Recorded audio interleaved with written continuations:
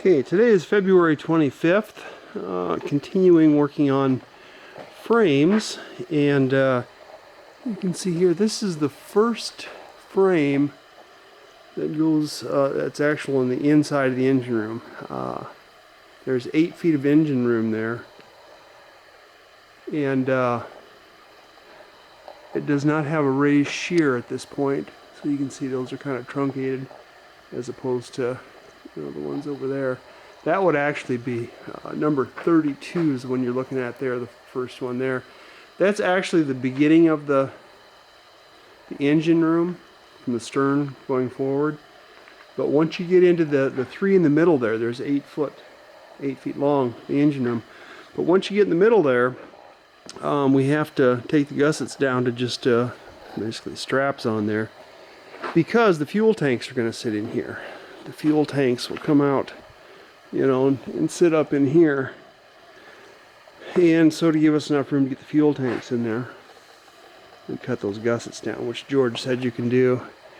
I don't know, it's going to be pretty beefy the way it is.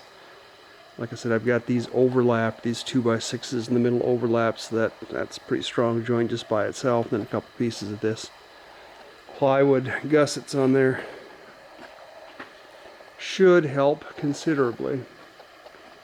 Okay, in other news, I've got this transom piece done and all laid out, and I am simply avoiding cutting this out for the moment because it has to be cut from here up to here, all the way down here to there.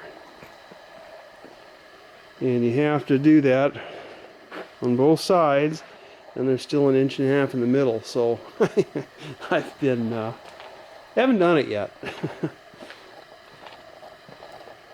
Those are stressful things to do. And then here is actually the last piece of the keel. It's not really keel. Yeah, it kind of is. This is the knee that reinforces the transom. But that's the last piece that I have to lay up and glue together of these big 2x10s. And of course, once I get this cut out and tuned up and smoothed out and whatnot, and then attached to the keel, then I can start putting frames onto the keel. Of course, the problem is I need to start with my hoist system and trolley up here. I really need to start at the back, and of course the back ones I got at the back of the pile here. This would be like the first one that needs to go on, and this, or actually this one I think is, and then this one, and so forth. So I'm not looking forward to moving all those. I don't know. I suppose I'll just slide them out of the way and grab the ones I need. I can probably lean them up against this thing. I'll figure it out. But yeah, it would have been better if I built them the other way. And I actually started that, building them the other way, and changed my mind. Because I was thinking I'd have this keel done sooner, and I just have, maybe have 3 or 4 of them built, and wouldn't be that big a deal. But I just kept on building them, and now I got them almost half done. Now they're in the way. But that's okay. Better to have them done and have to move them than the alternative. And in other big news, the big melt is on. Yeah. Oh, there's dog. Hey, dog. Oh, there he is. He turned 12 yesterday. Yeah, you had a birthday yesterday, didn't you? Yeah.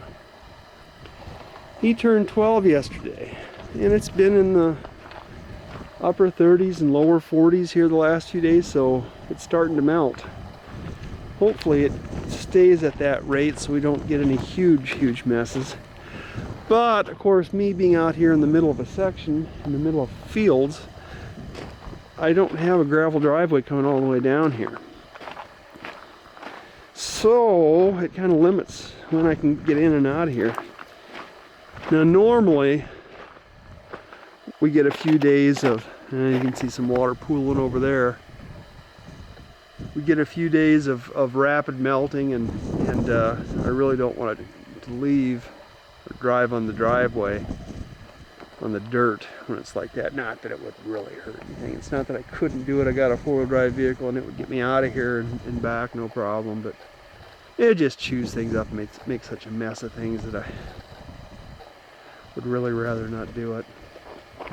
But normally after a few days of fairly warm temperatures and some thawing, I can get out into that waterway where it's grass and just drive on the grass, which I suspect in the next day or two I'll be able to do that. I got a tax appointment Monday, so I'm going to have to get out of here on Monday, and they're talking 40s, lower 40s for those days.